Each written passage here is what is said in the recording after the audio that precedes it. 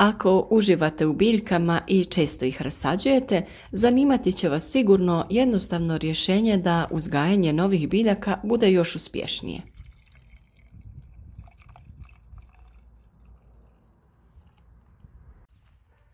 Naime, tu u priču dolazi drvo vrbe koje svojim sastojcima pomaže biljci te ju potiče na brži i zdraviji razvoj.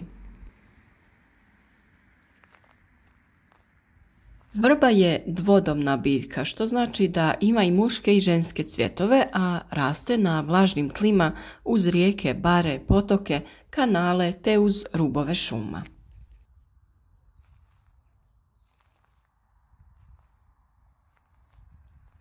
Ono što je vrlo bitno kod vrbe je to da je bogata fitohormonima ili auksinima.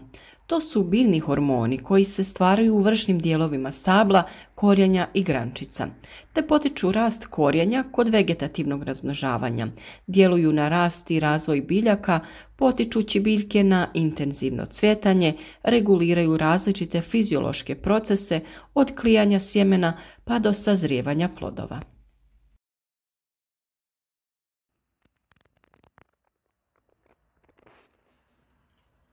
Vrba sadrži i salicilnu kiselinu koja sprječava razne bakterije i nametnike te ojačava imunni sistem biljke koja je zalijevana sa vrbinim sokom.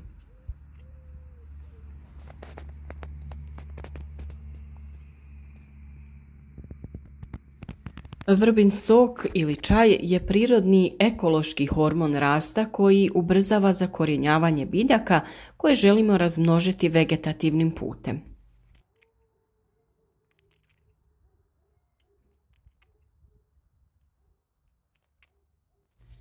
Sam pripravak od vrbe se dobije jako jednostavno.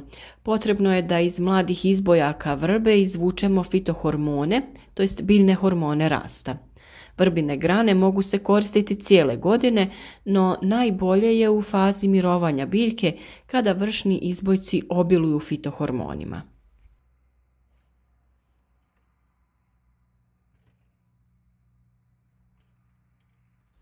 Postupak je sljedeći. Potrebno je isjeckati oko 100 grama vrbinih grančica i preliti sa 500 ml prethodno prokuhane, ali mlake vode.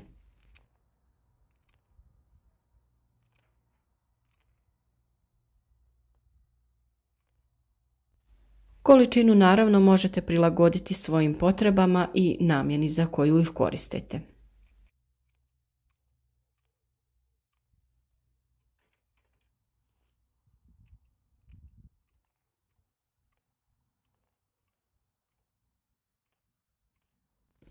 Grančice režemo na dužinu od 2 do 3 cm, ali možete koristiti i one malo duže grane.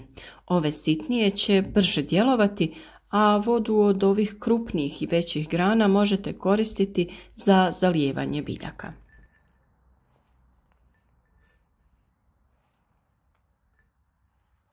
Nakon rezanja grančice stavljamo u neku posudu sa poklopcem te ih se tada ostavlja u vodi 24 sata.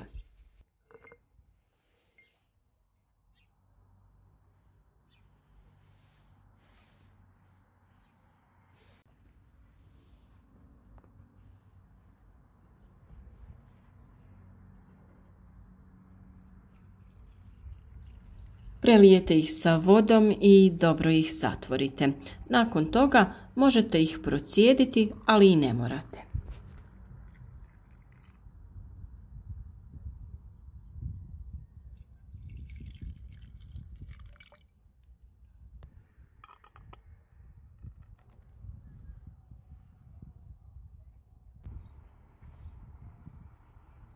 Nakon 24 sata u dobivenu tekućinu stave se reznice, te ih je potrebno ostaviti unutra sljedeća 24 sata.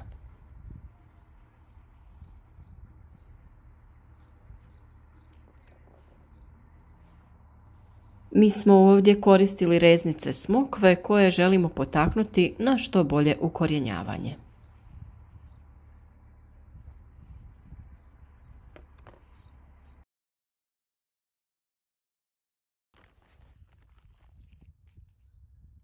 Nakon toga reznice se sade u vlažan supstrat ili pijesak ili mješavinu, ovisno o vrsti biljke koju želite uzgojiti.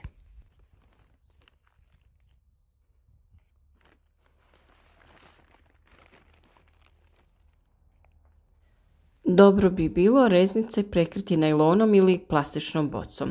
Mi smo kasnije svoje reznice smjestili u plastenik gdje će imati dobre uslove za daljnji razvoj i naravno napredak.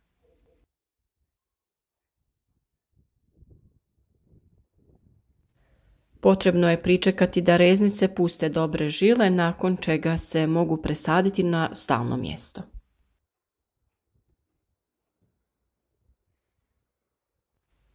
Vrbin sok možemo koristiti i kod zalijevanja rasada, ali ga je potrebno razrijediti sa vodom u omjeru 1:3. Te također i kod pikiranja biljaka potrebno je biljku nakratko uroniti u rastvor prije pikiranja.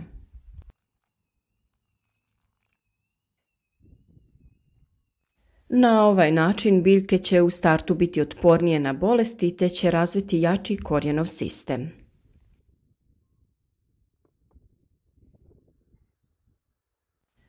Također na isti način možete zalijevati i vaše orhideje 1 do 2 puta mjesečno, tako će one bolje napredovati i ljepše cvjetati.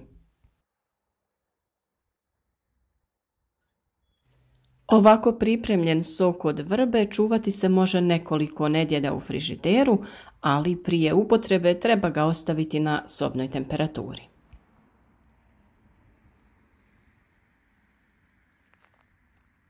Postoji još različitih pripravaka koji se također mogu koristiti za ovu namjenu, ali ćemo o tome u nekom drugom videu.